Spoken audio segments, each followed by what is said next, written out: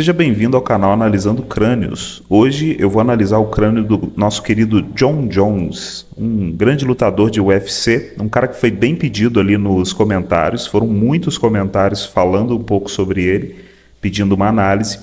E hoje eu vou analisar um pouco mais do crânio físico sensitivo.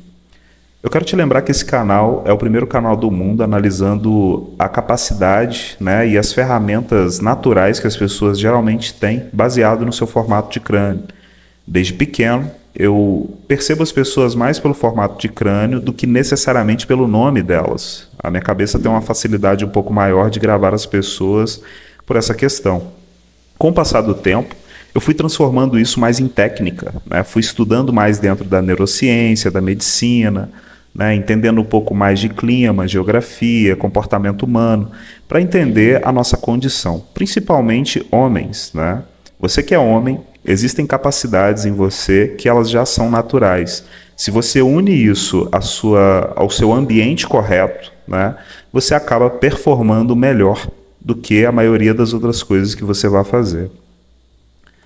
Eu vou começar explicando um pouco melhor aqui a condição dele pelo formato de testa, né? Ele é um cara mais físico sensitivo, tem uma testa mais reduzida, né? É uma testa aí de 2 dedos e começa a fazer um arredondamento bem forte aqui para trás. Lembra muito a testa do Holyfield. Eu fiz uma análise do Mike Tyson e o Holyfield e você vai perceber que é bem parecida a testa, né? Pessoas assim têm uma capacidade lógica muito rápida, elas não pensam tanto em detalhes, elas agem mais rapidamente, né? Tem os 5 sentidos mais aflorados, você vai perceber aqui que o rosto dele é grande, o buraco do nariz puxa bastante oxigênio, a boca é grande, tato, olfato, paladar, visão e audição, por isso que eu chamo de pessoas mais sensitivas, né? Uma testa mais curta e arredondada acaba dando essa capacidade. Uma testa um pouco mais curta e quadrada acaba dando uma capacidade de lógica / sensibilidade. Então ele é o extremo da testa, né? Da testa reduzida. É um cara com uma testa bem puxada. Aqui nessa imagem seguinte, a gente consegue perceber que ele tem uma nuca um pouco mais puxada, né? É um cara aí que realmente a nuca dele vai mais para trás. Porém, a diferença de uma nuca 100% puxada para trás e uma nuca em diagonal é a altura. Pessoas que têm uma nuca puxada para trás em diagonal acabam ganhando mais altura. Então a gente pode pegar um comparativo aqui com esse outro lutador. Olha só como ele, perto de outro lutador que tem uma nuca puxada para trás, porém não é em diagonal, né? A nuca desse lutador aqui, ela é mais para trás mesmo. Ele acaba não ganhando tanta altura. Olha que interessante, né? Ele tem um pouco mais de testa, então talvez ele não seja tão resistente quanto o Jon Jones, né? O Jon Jones é muito resistente, é um cara aí que consegue se levar a limites, né?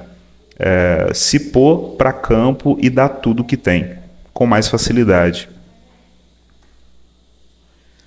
Nessa imagem a gente consegue perceber também que ele tem as pontas do corpo mais finas, né? O Usain Bolt, a gente tem aí o Anderson Silva, a gente tem algumas pessoas que têm esse perfil corporal, né? Muita massa no centro. Olha só como ele em 2019 já era um cara mais magrinho, mas ainda assim tinha bastante massa no meio. Em 2023 ele já estava um pouco mais gordinho, né? Um pouco mais pesado. Mesmo assim, a massa foi mais distribuída no meio do corpo do que nas pontas. Olha só como as canelas dele são bem finas, ó, bem finas mesmo, né? E a ponta dos braços também. Pessoas assim, elas conseguem projetar energia com muita velocidade, né?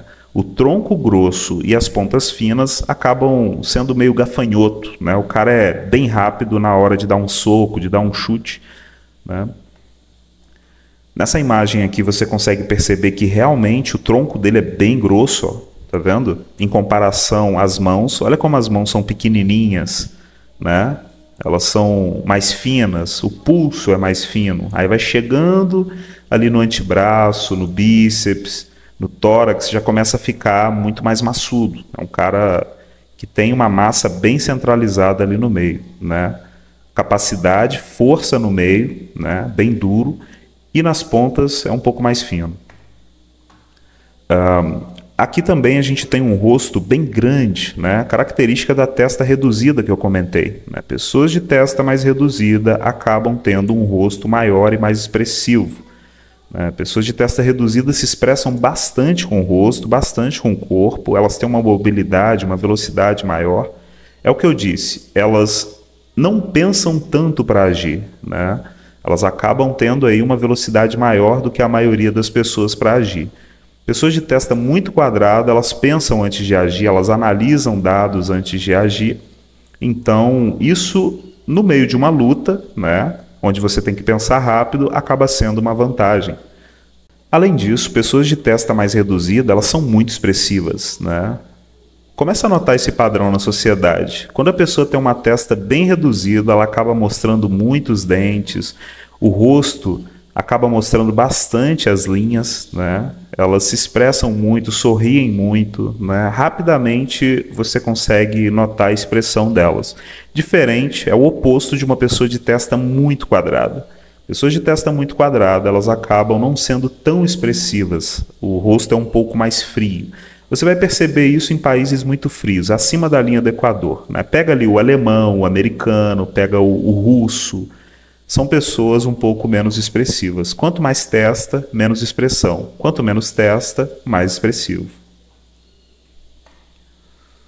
Aqui também você vai perceber que ele tem olhos de caçador, olhos cerrados, né? Olhos de quem é um pouco mais preciso. Então você une aí uma lógica rápida, capacidade para os 5 sentidos e ainda um perfil caçador. Eu considero aí um ótimo cara para luta mesmo, né? Você vai perceber que os melhores lutadores, eles geralmente têm os olhos cerrados, os olhos deles não são tão abertos. Isso daqui é um pequeno detalhe que eu quero deixar.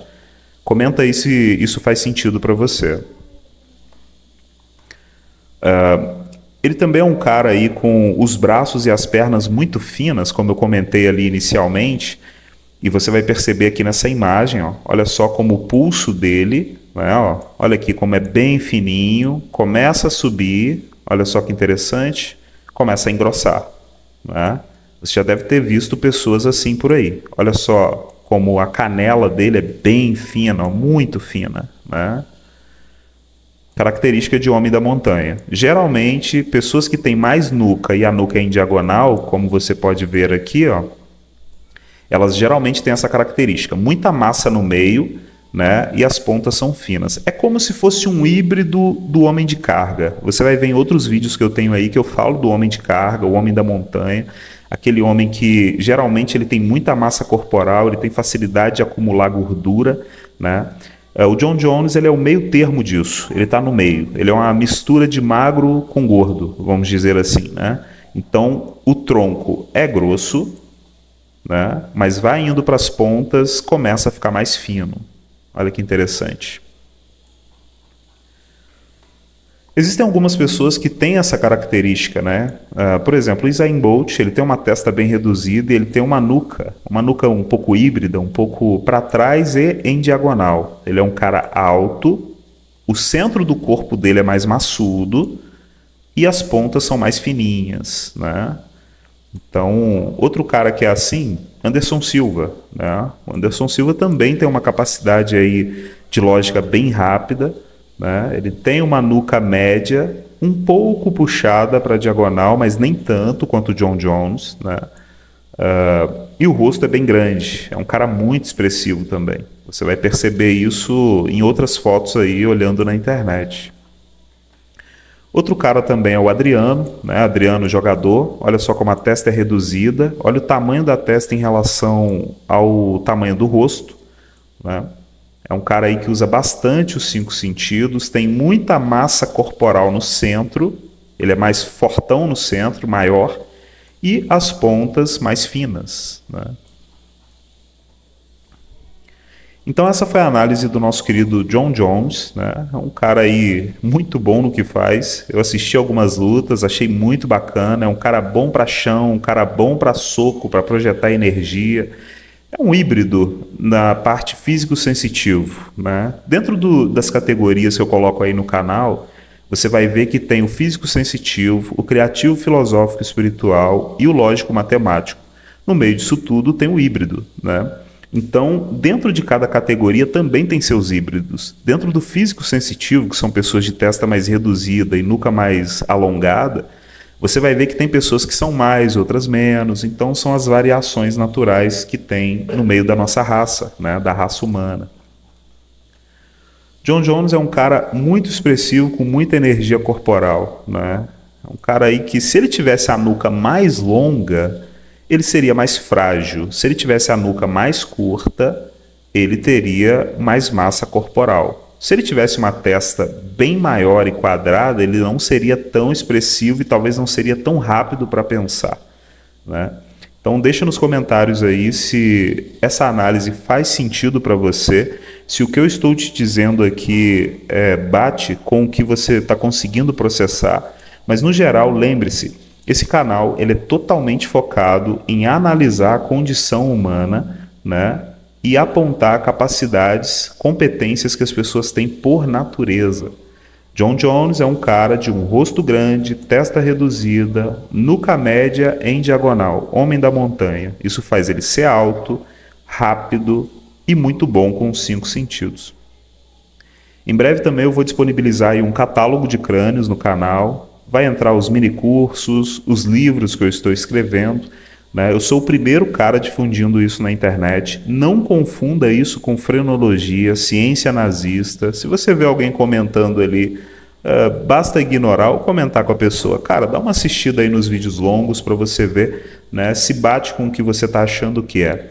No passado, o ser humano já cometeu muitos erros relacionados a esse tipo de análise, né? A clareza que nós tínhamos, o volume de dados para processar, a neurociência, a medicina não era tão avançada. Se você acha que eu estou analisando baseado na frenologia, eu quero te dizer que a frenologia surgiu em 1790, é muito distante do que a gente tem hoje para entender a condição humana.